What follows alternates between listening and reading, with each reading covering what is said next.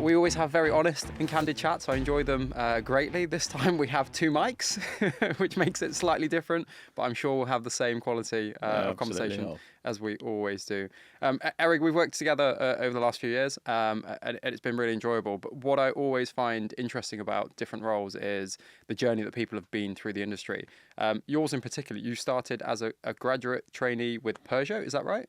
Yeah, so go back 25 years it is this year. Never intended to be in this industry. In fact, I was trained as an engineer, worked in the electronics industry initially, and that's my career path was meant to be in that direction. Made a switch over as a trainee, working for Peugeot, and 25 years later, here I am in Stellantis and responsible for operations in the UK.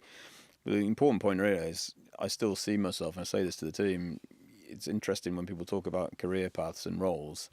I don't feel any different to what I did on the 9th of September or whenever it was, 2001. You remember same the day? person, Yeah. right? It's the same person. You don't change with job titles. You don't change with roles. You get a little bit more experience. You're a little bit more knowledgeable, of course, but same individual inside, I think. And I'm quite pleased with that in as far as it's something I really believe in, is that you've got to be the same person, true, honest, and you can bring something from being that kind of individual. The main benefit, I think, back in those days was you spent a long period in the retail side. So, what was Warwick Wright Edgware at the time, it's now Stellantis in Edgware. I spent time there working in after sales and within the sales team, and you probably across anything you do as a trainee, and you can do training courses, you can work in different departments within a manufacturer. You've learned far more in this industry when you're at the coalface, and so that's something that I really push for in our current cohort of trainees, that we spend a lot of time either working with retailers or at retailers. You become far more useful. Your experience in terms of what you can offer the business is better when you understand what really happens in the retail world. That sort of magic final moment of someone actually coming in, engaging with the car, engaging with the people, and getting a sense of course, of it. that from the consumer side, but also understanding what it's like from an investor side. Yep. And understanding the fact that day to day, you are facing numerous different issues that, if we talk about ivory towers of a HQ building somewhere, it's very different to when you open the doors of your business in the morning and you've got to get through that. You have your own local team, you've got to sell cars, you've got to service people in the after sales department. But what you can bring in experience from being through that kind of day-to-day scenario allows you to have a different view, I think, when you're then making decisions that impact on your retail partners moving forward. Yeah, absolutely. So 25 years is an incredible accolade. I'm sure there have been many, many lessons, but can I dive into your knowledge and ask sort of what are the biggest lessons alongside that journey? I don't know, really. It's a hard question to answer, that one, because I feel humble in the far as I said at the start, I'm the same individual that I was in 2001. What do you learn? I think you learn that the challenges of the day feel like the biggest change ever. But actually, this is a repeat cycle. If I think about some of the things we've lived through, then, we've had financial crisis, we've had COVID, we've had new brands enter the market before now, we've had legislation changes. So it feels like the moment we're in today is, wow, there's massive change, huge difference in terms of the marketplace from where we might have been. But in reality, where you can dig back into experiences that we've seen similar over the years, they feel like the world's biggest change every time that you go through them. But in reality, relative to where you look back long enough in history, then we're making incremental changes right now. By comparison to maybe some of the more generational changes that have happened in the past. The transition to electric vehicles, of course, will be a major transition for consumers and manufacturers to make, and we have to recognise that the enormity of that transition needs a lot of support and to make it happen. Yeah, I think we've got to be agile. We've got to be able to move quickly on things. But I think as a leader in the business, the last thing my team needs is somebody that's schizophrenic in terms of just different decisions day by day. So my role is to bring a level of calm, for sure, to make sure everybody understands the challenges that we're facing, but also to empower them to decide on how we face those challenges.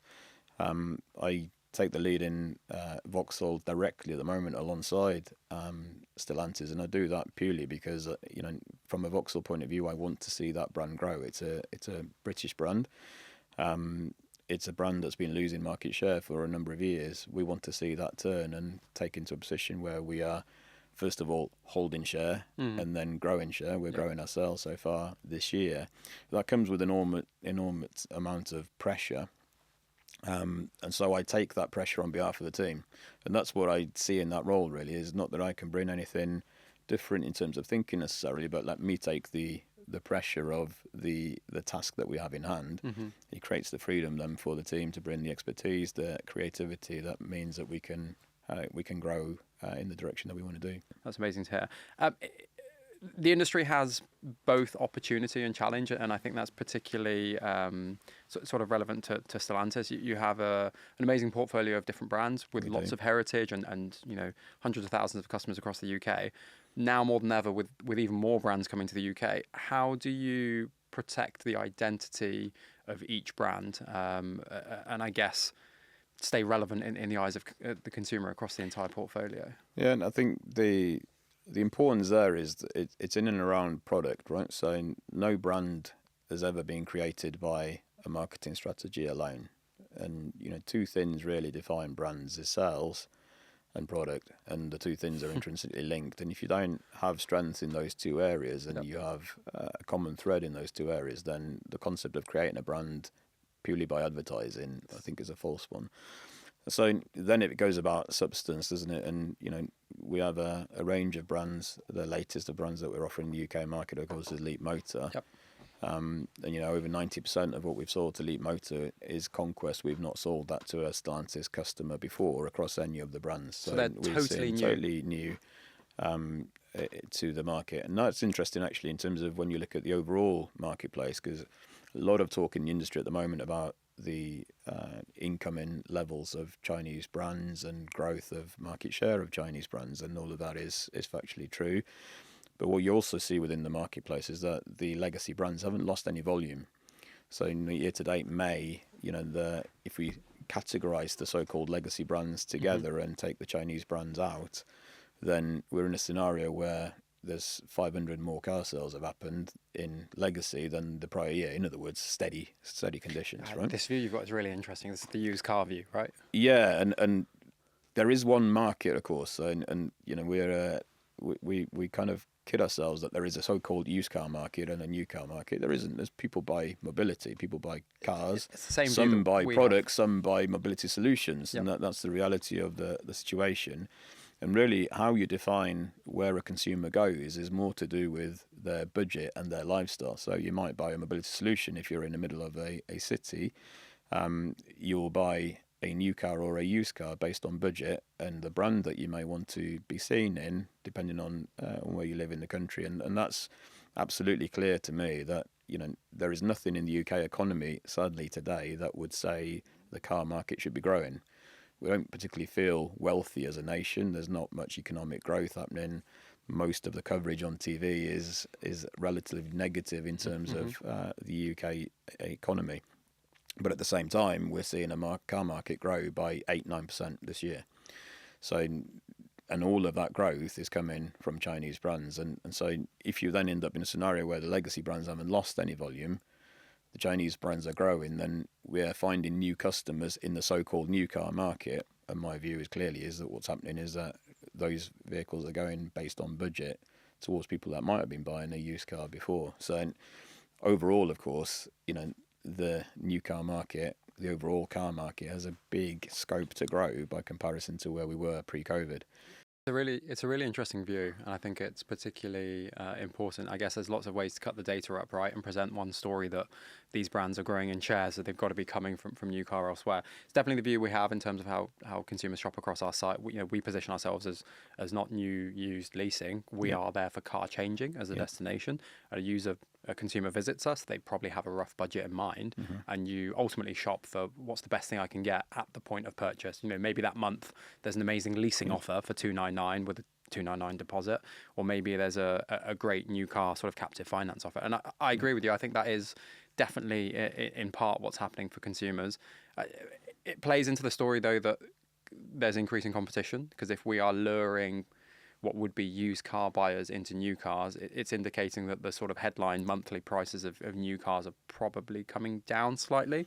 We're seeing finance rates go up, so that's still being subsidised by the OEMs. Yeah, I think what's interesting, is when you look at the evolution of the market, because we tend to, data in itself, actually, we stand behind data and believe that actually we can create an element of truth because we have data supporting. One of the most interesting things about data is that you can cut data in any which way you want to support any which narrative you want. It's confirmation bias, right? Indeed, yeah. And so, what is really a skill, I think, in the industry still, in every industry, is how do you use the data without your own narrative to read what truly is happening in the marketplace. And, if you look at the wider scope of the market and go back to 2019, then, we are a couple of 100,000 cars away in the new car market from the volume of what we were selling before. So there's quite a lot of growth in theory to get back to that kind of level. When you look at the used car market, there's a lot less supply of used cars due to new car supply during those COVID periods in terms of used car market. So I think when you look at the potential for growth, there is, of course, increased competition, but there is scope for a growth in the market, be it new or used, based on the budgets available. And the other big thing that you see in the trends when you go slightly wider angle view into maybe the kind of late 2018, 19s is the budget that's required to buy a car has escalated considerably, and we are probably leaving a sector of the market behind. And two things are driving that: is obviously inflation in pricing, but also the affordability of us being able to meet legislation. So, one of the conversations I regularly hear is that, manufacturers have abandoned small cars because they can't make profit from selling small cars. We could always make profit from selling a small car. Clearly, the margin you make on something in that kind of sector is smaller than the margin that you might make selling a £100,000 car, but you can make money. What's ruined that sector is legislation that means a small car now has to have crash protection that matches something that is 2.5, 3 tons. When you end up in that kind of legislation, you can not at that point make margin on selling a small car. So it's interesting when you look at the impact of legislation on markets, because we live in the so-called free market world. So-called. There's no such thing in reality, is there? We're living in a world where markets are controlled by legislation, and that's what's happened. Is I think you've got a sector of pricing that's being taken out of the market because we can't provide those products with margin anymore because of some of the legislation that's coming in. Now, it's interesting, of course, in that world, from a European Union point of view, the so-called kind of e-car concept, so this is affordable small electric cars, is going to reopen that roadway, and it'll be interesting what volumes come as a result of that. This is really interesting. So that sort of squeeze and almost disappearing of that small A segment sort of car is not down to profitability and ZEV mandate. It's more down to production costs for the safety mechanisms that go with it. All of them are linked, of course, right? So it's the affordability, the fact that you can't make money anymore, but that is driven by the legislation side. Yeah. So does that produce sort of increased risk for particular brands in your portfolio, like Fiat, for example? No. So we've broken through. Fiat are in a really good moment, I think. Been through a number of challenging years, if we're honest and frank, in terms of product cycle. But we've been looking for a change of leadership in the UK, I think, right? But there has been a change of leadership in terms of reviews of small cars. It used to be the Renault 5 that was the winner.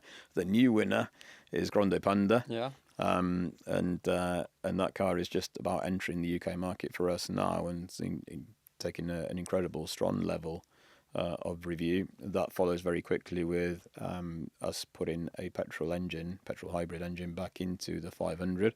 Hugely popular silhouette, hugely popular car in the Fiat world, and open for orders right now on the petrol version of that. So all of a sudden we've gone to 2 products that will deliver volume for the brand, and then on top of that, we've just announced the Grizzly.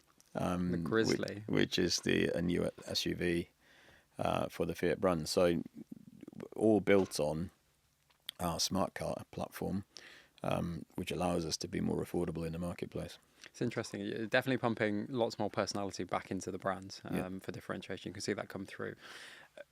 Although we talk about at the moment there's no direct share loss that you see from new entrants, you must be changing your strategy and adapting for what is happening and what is coming over the next few years. What's the sort of biggest change happening to your strategy?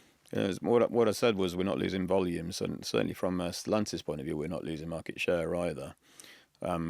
But the strategy really has to be a simple one, is that you compete in, if we talk about new car market, I talk about there's only one market earlier on. If we narrow that down to the new car market, then I have two kind of battles that now I have to face. Two fronts, if you like. One is the legacy market, so I need to grow my market share versus my legacy competitors, and we're successfully able to do that right now. So, Vauxhall, Peugeot, Citroën, those types of brands need to grow relative to the traditional competitors that we had in the marketplace. And then you have quite a unique market, I think, which is Chinese brands. And it's not to say that people are selecting Chinese brands because they're prepared to consider a Chinese brand. It's to say they're considering those because of the budget level. And my battlefront on that one is to win with Leapmotor. And so, with Leapmotor within the Stellantis umbrella, I'm lucky enough to have a brand that can price compete against the Chinese competitors that are coming into the marketplace, and so we battle on those two fronts. And so it's a plan for the next few years where we get to we defend our legacy market share, try and grow our legacy market share, but we grow our overall share by winning with Leapmotor as well. So the two things coming together means that we are in a good position overall. That's really interesting. So would you say, for example, like the Heartland Vauxhall customer at the moment is not someone that you would consider a Chinese brand? You're saying it's almost a standalone segment of consumers? Yeah, I think it's a standalone segment of budget choice. And so I'm not sure that people are necessarily choosing brands, or there is a segment of the market that is not choosing brands based on where they've come from. And you've got, I think, within the marketplace, a customer that will always buy a used car because they've convinced themselves that actually a new car is never a good value proposition. You've got customers who will always be loyal to brands that they trust. Mm-hmm. So let's go to a completely different industry. We go to insurance comparisons, right? Okay. And hands up, who's done a search for travel insurance or house insurance, and they've not gone with the cheapest quote, they've gone with the first name they recognise. Right, this is a behaviour that always happens, and you have. Sound like you're pitching Carwow back to me. but you are in a scenario, aren't you, where when you go to those comparators, there are brands you recognise, and there is a proportion of the population that will say, "I just want the cheapest." Yeah, absolutely. And there's a proportion that's, "I'm not sure I trust that brand. Never heard of it before. That one's £20 or £30 more for my annual travel policy. I'll go with them," even though probably the underwriter's the same. And so you have, I think, within the new car market, a scenario where you have those two types of customers. Ones who just want a product that delivers mobility, takes them A to B, don't particularly worry about the way it looks, don't particularly worry about the way that it drives, but they can afford that car, and so they choose that brand. And then you've got others that will always say, actually, I trust that brand.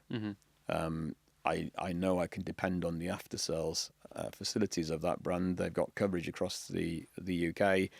My local garage sells those vehicles. I think there's a lot of value that comes from that proposition stuff. And that local relationship, is it now more important than ever that retailers really own those relationships they've had over many, many years? Yeah, and I think I'm from a rural area. And one of the lessons you learn from being in a rural area is that the strategies that many OEMs have had over the years, including ourselves, I'm sure over the years we can be said to have been guilty of it, is that when you draw up franchising plans based on maps and based on AOIs data and travels and AOIs, you're going to get it wrong. And the reason you'll get it wrong is there is a good proportion of people who buy for levels of convenience, and if your local trusted dealership sells a certain brand, then you have a level of loyalty for that brand that is nothing to do with any national marketing campaign or anything. It's the relationship. It's a relationship that knows that if you need them, they're local to you. And so, there's always been, for me, and advocate the existing arrangements that we have with our dealer partners, because I think they're incredibly important as part of the customer experience for us. Is that it shouldn't be about agency or the manufacturer trying to sell directly. We need dealer partners thinking locally, thinking creatively to support that journey and support as many of our consumers into our products. So in terms of the transition, so we're talking about, one of the topics we had was working on different fronts, which I think is a great way to put it. The existing front that all brands are focused on is the ZEV mandate. Although it's now become very normal, almost like a background hum. It's not gone away, and it's ramping. From our data, we see that those considering a BEV is up. So original demand was at 23% at the moment, but then the mandate is 33%. Yeah. What's actually going on at a brand level? How much is still being forced through via incentives to consumers? Does 23% feel about right in terms of consumers naturally wanting to go for a BEV? Yeah, I think the market doesn't lie, and if you look at B2C levels, it's way lower than that as well in terms of number of consumers that are choosing electric. I think the two things really and if I was being completely brutal, but ZEV mandate is a cancer, and so if we take that as the equivalence to our own health, then you'd want to eradicate it as quickly as you can, and actually you probably flourish more when you don't have it, right? It's a very simple concept. You don't want to be ill, and I think the ZEV mandate is a cancer in our industry. And what I mean by that is that the concept I'm not against. Let's be completely transparent and clear. The transition as a whole makes... None of my brands want to be a scenario where we don't transition to electric. In fact, with millions, billions being R&D. invested into creating the very best of electric products. We have over 60 electric vehicles available across our brands right now. And if I take something like the Vauxhall Frontera as an example, 68% of the people choosing Vauxhall Frontera are choosing an electric vehicle. So it's not about being against a transition, but what we do need to do is get to a scenario, I think, where we allow a market to be healthy in that approach. So we have a destination that we all want to get to, which is to transcend the buying public into an electric vehicle. The concept then is, what's the best way of achieving that? Is it to put a level of legislation that forces supply, or is it to support demand? And if you force supply, then you're undermining some key principles of a free market, which is then to end up in a scenario where the level of fines involved for manufacturer means that we can't afford to be fined, right? So, if you look at 12,000 or 15,000 level of punishment per unit for not achieving those targets, that's not something that anybody can sustain. So you have no choice but to find compliance. And then if you have to find compliance, then you have to force electric vehicles into a market that is beyond the level of supply, because that's what the mandate dictates. It's 38% next year and ramps up to 80% for 2030 if there's no review. And that undermines then residual values, which we see in the UK market, residual values declining on electric vehicles at a far faster rate than the scenario that we've seen historically. And, residual values is something that's been in the marketplace relatively predictable for decades.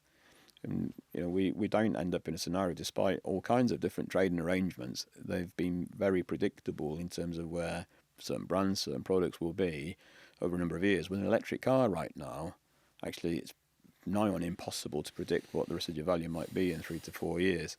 What that means is that there is margin pressure from an OEM point of view to try and get to the right balance of consumer offer, and to get the product to a price point where a consumer makes a choice, because it becomes almost a no-brainer. Yep. And we have to do that to try and achieve the targets in the system. A much healthier and non-cancerous approach to this would be to say that we want to make this transition. We support all of the infrastructure that we need. We compel manufacturers to invest into the technology that is required, but we allow consumers to choose. And when we get consumers to choose naturally, market demand starts to get to a balance. I would predict actually we would sell more electric cars than the mandate, which is clearly can sound a bit of a crazy prediction. But if you consider a scenario where an electric car can be worth the same as what we would expect a petrol car to be worth in the marketplace over a period of time, you might be talking £2,000 or £3,000 deterioration in residual value that we're facing because of the Sav mandate. Well, if you eradicate that, there's far more margin in the start point of selling that new vehicle. Either that can be invested into a better price for the consumer, or can be reinvested into to new products. So a healthy market actually will drive the transition far quicker than a forced one, and at the moment we're in a forced one. It's a really interesting view. So what you're saying, to break it down, is essentially because we're forcing this supply into the market, we're basically creating, it's even harder to hit because of the residual value impact of there's not a natural demand for these vehicles, which then makes those vehicles even more expensive, which makes supply even harder, and then the brands flame out. And I like your approach that we should be focusing a lot more on carrot rather than sort of stick, and ultimately consumers will do the right thing, particularly if infrastructure and price point is there. The infrastructure still seems a challenge. I don't know if you share that same view. And is it the responsibility of the manufacturers and the OEMs? Is it the responsibility of government? Is it sit somewhere in a grey zone in the middle? I think the responsibility of manufacturers are clear, is that we design, produce and bring products. Our responsibility is not to create the environment, although we don't create roads, right? We don't create fuel pumps. I guess we could do, but it's not core to our business. So the infrastructure side of things is very much on the government side. What is interesting in this field, I think, is that there is no mandate on charger supply. There is no mandate in terms of creating an environment to make for these products to thrive, right? And we're using statistics again. We go back to this data point, so data to support narrative. We've got more electric chargers in the UK than petrol pumps. Brilliant. Guess what? We're going to need, and because you don't tend to stay in an electric charger for the 2 minutes that you might be sat at a petrol pump for. No. Now, I think the level of convenience is improving drastically. What I try and do, I'm an old petrol head. I drive an Alfa Romeo Juliet, and I enjoy the experience of doing so. But what I will do regularly is to venture into, and it's one of the privileges of working in the industry, is to venture into running a electric car. I've just been running an electric car for the last month. Can I push you for a bit of a take? I know that you spend a good bit of time feeding back to policymakers in the UK, hugely influential in terms of your role, but also the sort of data set that you sit on. Do you think we're likely to see any loosening or shift of the goalposts on ZEV mandate? I hope so. We need to. Again, really important point is that we don't want to abandon the goal. So nobody here in the industry, and I'm not talking about my own brands, but across the industry in the UK, I can't think of a single manufacturer that is advocating that we don't want to transition to electric. So we're united from that point of view. But what there is unity on is that the current pace of transition is out of sync with where consumers are, is out of sync with where business can survive and thrive. And so I think we desperately need, there is a review of policy promised for 2027 that's written in the statute. We need that sooner, really, because we're making decisions right now. Not every manufacturer that is in the UK, of course, builds vehicles in the UK. I have the privilege of having the employment of a number of people at Ellesmere Port. We produce electric vans in the UK, as do a number of other brands produced in the UK, but not all of the brands that sell here do. But decisions about production futures, decision about whether you do continue to manufacture in the UK are not made for next year. We're making decisions about future products into 2030, 2031 right now. And if the environment is one where you can't successfully make money in operating in the UK, then the business decisions are fairly clear and easy to make. So we need to understand the pace, the speed required to make that review is urgent. And yeah, I'm not sure that is necessarily clear understood. You sound hopeful that we are likely. And is that conversation joined up with your counterparts at other brands or brands lobbying separately? Yeah, I think we do everything separately. We don't discuss brand by brand, of course, not allowed. But through the SMMT, there is, I think, a coordinated view that everybody wants to see change in terms of the mandate. Not sure we necessarily agree on the pace of what change is required. But that's for the government then to decide on actually, what would make sense, what would deliver the better balance. I have a personal view to say that actually I would abandon the 7 mandate completely, not to be in some kind of right-wing extreme view that we should all be allowed to just drive petrol cars. That's not what I'm saying at all. But I think the natural uptake of electric vehicles could be much higher in a scenario where we don't have legislation that drives or forces a market. We'd be better putting that force into creating the environment where it makes it easy for people to choose electric. So on that note of the pure number of choice brands that consumers have, so a decade ago we had, I think, 14 electric vehicles on sale, some of them slightly strange cars up in different niches. I think we have about 167 across the market, or variations at the moment. More choice than ever, but more risk than ever for brands, as you said, to sort of flame out and not make it. In your view, what's the single biggest sort of factor of whether a brand lasts the next 2-3 years or not? It's a simple answer there, isn't it, really, is that you have to have products that you can sell. And so if you're producing something that's Magnolia that people don't like the design of, people can't afford, people don't like the quality of, or people don't see the experience of being able to have the after-sales support in your network, then you're creating a recipe for not continuing. Yep. Brands only succeed, like I say, on the basis of not their history alone, not their marketing campaigns alone. Brand succeeds on profit and loss, and that comes from selling volumes in the marketplace. So it's a really simple recipe, actually, so that you have to have products that people want to buy. Yeah, I think that makes sense. And in terms of the cut through is what we spoke about brand personality. If you had the pleasure of sort of setting things up from scratch again, you've had a similar experience with Leap. How would you do things differently versus the strategy that some of your existing portfolio brands have? I think the important point for any new brand coming to the market is that you need to build trust quickly. Yep. And so I would start at the wrong end from where probably people would actually maybe perceive it to be, is that you make sure you have after-sale support first.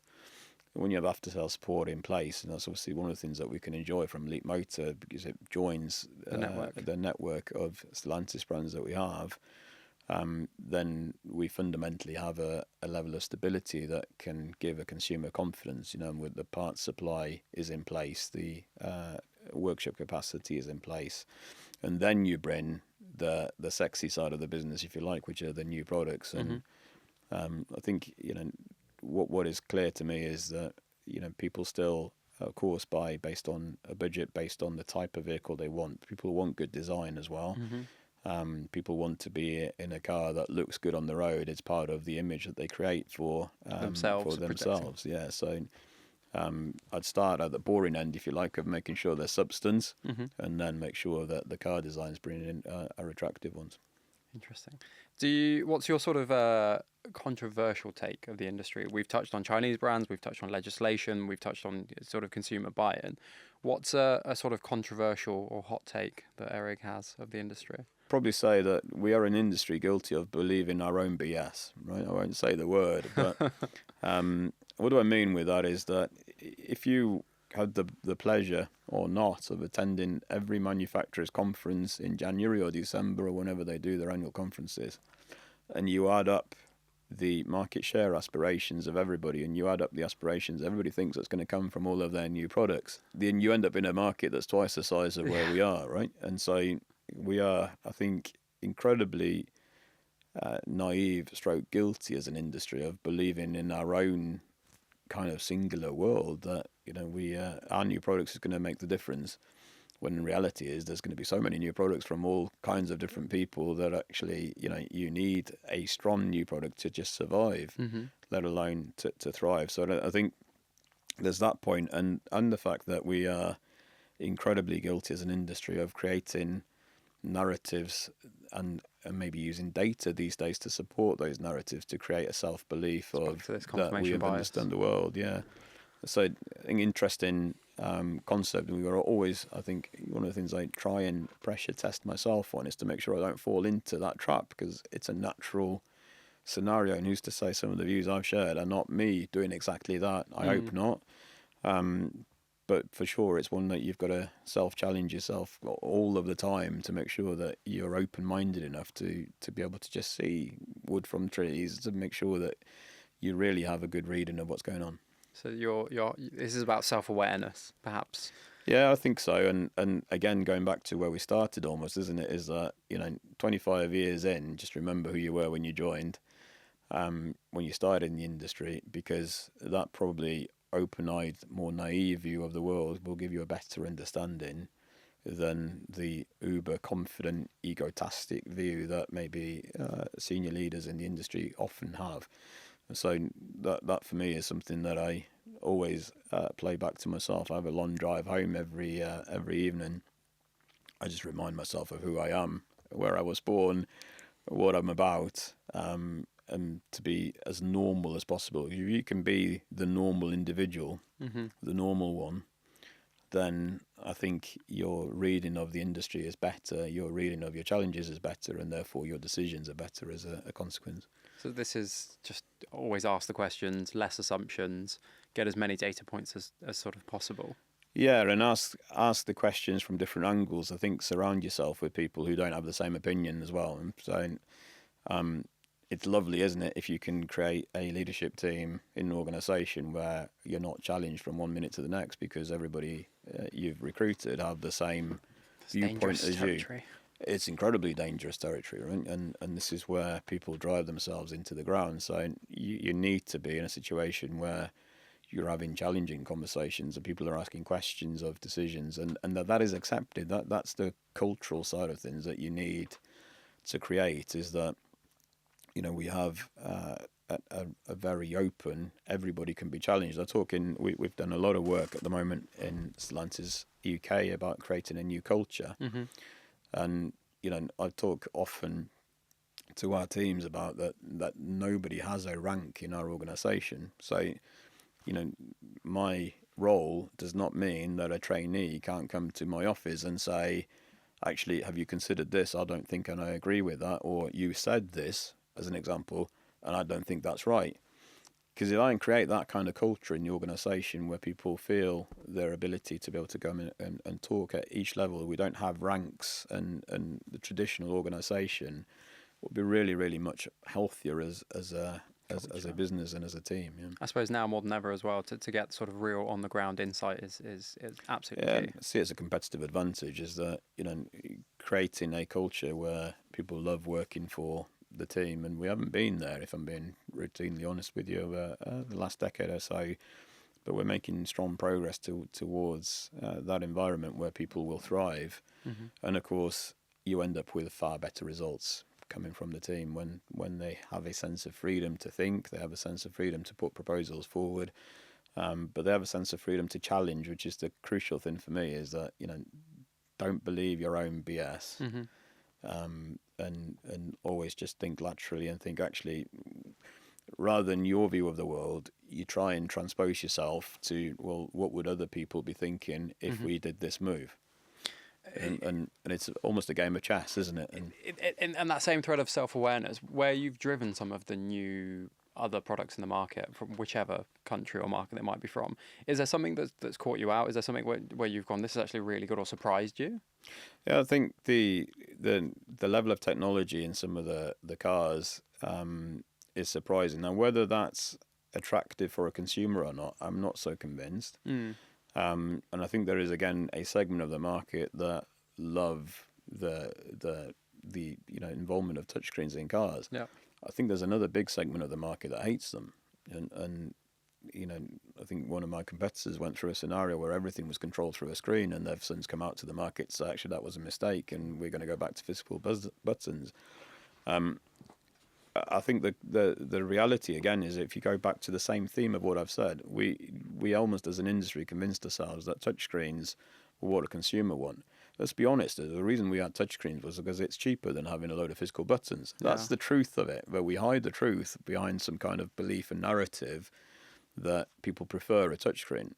When you're doing 70 miles an hour on a motorway and you have to go through 2 or 3 sub-menus to do something, I'm not sure that's necessarily what a consumer wants. Yeah. The other thing that you learn is that, I come from a segment of the market. If I was buying a car where driving dynamics are important, I enjoy driving. Not everybody does. And some of the levels of of dynamic ability of some of the new competitors. Let's say at best are Magnolia, in as far as they don't offend, but they don't really entertain either. But I like this adjective.